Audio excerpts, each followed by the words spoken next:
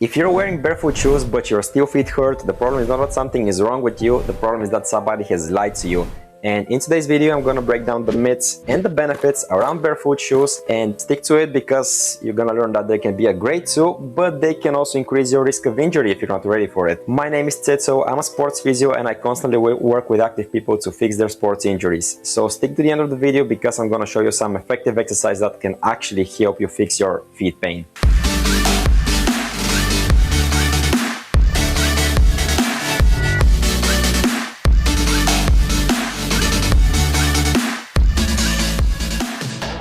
And myth number one, regular shoes make your feet lazy and weak, and barefoot shoes make your feet stronger. You've heard about it many times. Just go barefoot and your feet will get strong and adapt. But that's not really true for everybody, especially if you're somebody who has never been in barefoot before and has weak feet. It's the same thing as going to the gym. If you've never been to the gym before and you start bench pressing 100 kilos, you're going to kill yourself probably.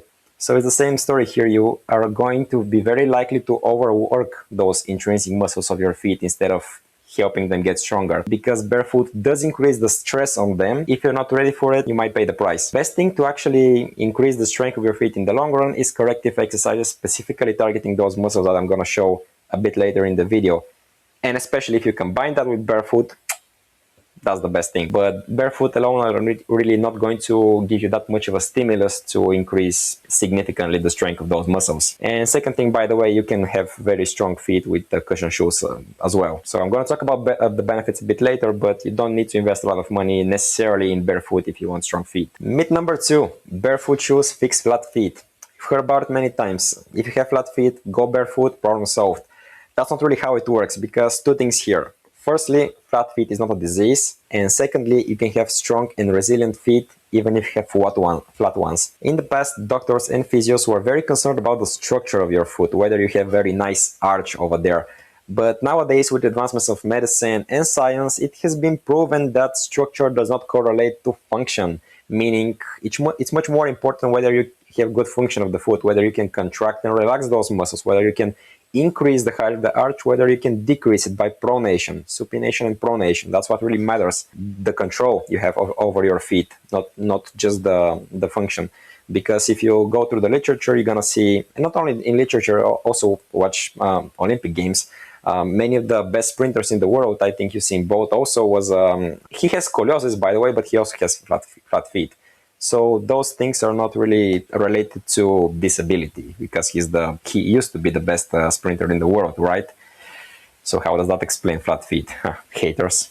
So that's about the negatives, but now you might ask me, Tsetso, if you talk about so badly about barefoot shoes, why do you have ones yourself, you hypocrite? Stay with me for a second because I'm going to tell you why. Firstly, higher activation of the stabilizing muscles, those intrinsic muscles of your feet that I talk about, if you're ready for that. So they've done research, you're gonna see the research somewhere here, with runners, and they put them on barefoot running program, and they compared barefoot runners against cushion runners, and with time they found increased thickness of those stabilizing muscles, meaning yes, if you combine this with running or strengthening exercises, you might actually see results of the strength of those feet if you're ready for that. So it's a very good addition to physiotherapy exercises for plantar fasciitis, for example, pain on the bottom of your heel somewhere here, as well as some other tendinopathies of those tendons of those muscles. That's one thing. You're gonna get strong feet if you combine it with exercises. Secondly, natural foot shape. Since the shape of the foot is with wider toe box, it's preventing you from developing bunions, because it doesn't restrict your foot into this way, you know what I mean? So that's a good thing. And thirdly, increased proprioception. Just by walking barefoot, you feel much more your foot and you develop much more awareness of where your body is in space. So you passively train your balance and stability without actively need to work on that. So I think that's a good thing, and that's why I like wearing barefoot shoes. So those are the pros and the cons of barefoot shoes. I'm very curious, what do you guys think? Have you tried barefoot shoes before? What are your experiences? Write them down in the comments. I'll be very, very interested to respond. Let me show you some exercises that are actually going to help you increase the height of your arch and to increase the stability of your feet, of your stabilizing muscles. here. This is a patient of mine and a friend of mine, Victor, who I work with online for a couple of weeks. And this is his proprioception before on the left leg, as you can see, with eyes closed. The balance was very, very bad before. And this is, by the way, the after effect. I'm just showing you to see that you can actually get very good improvements with exercises alone. You can see how much more balanced he is. It's not perfect, but it's an improvement. So with Victor, we worked for 7 weeks in total, starting from the first week with some exercises for home that I gave him, a bunch of them, and some gym exercises because he needed his whole body to get stronger. And throughout those 7 weeks, we progressively added more and more complex exercises. This is one of the exercises that is very effective, and I really recommend you guys all to do. It's a tibialis posterior calf raise. So it's very simple. You just attach a resistance band around your feet. You increase the height of your arch and you go on your toes. Basically, that's it. So what I really like is that it's working the tibialis posterior muscle, which is the main muscle that increases the height of your arches. So this is the exercise, one of the exercises. A second exercise is very simple balance and reach type of exercises. So this is a stock video of the application that I'm using, but it doesn't matter. So just going and trying to touch the ground with your opposite hand of the stabilizing leg, and then going straight up without collapsing and falling. If you're able to do 10 repetitions of that, I believe you guys, you're going to see very good results of your feet in general. So this is the goal. 3 sets of 10 repetitions. I gave him 2 sets of 5, but do 3 sets of 10.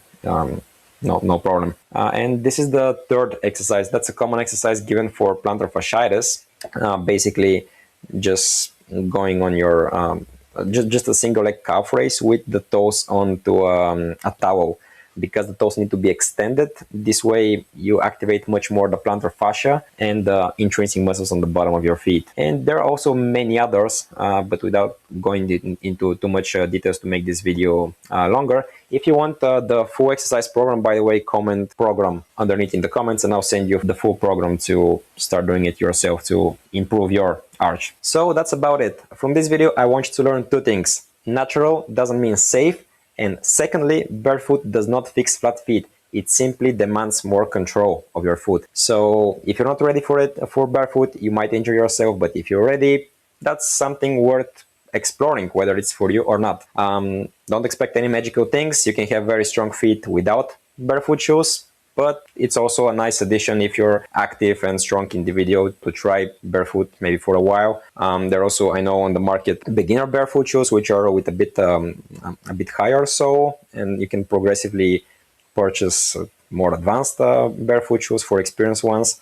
So yeah, see something see how it is for yourself. I'm curious to see what is your opinion, guys, in the comments. Whether you agree with me or not. You might not agree with me. You might have a different opinion. So write them down in the comment. I'll be happy to engage in a conversation with you. So yeah, stay tuned for more videos. Follow me. My name was Tetso from Kinezo.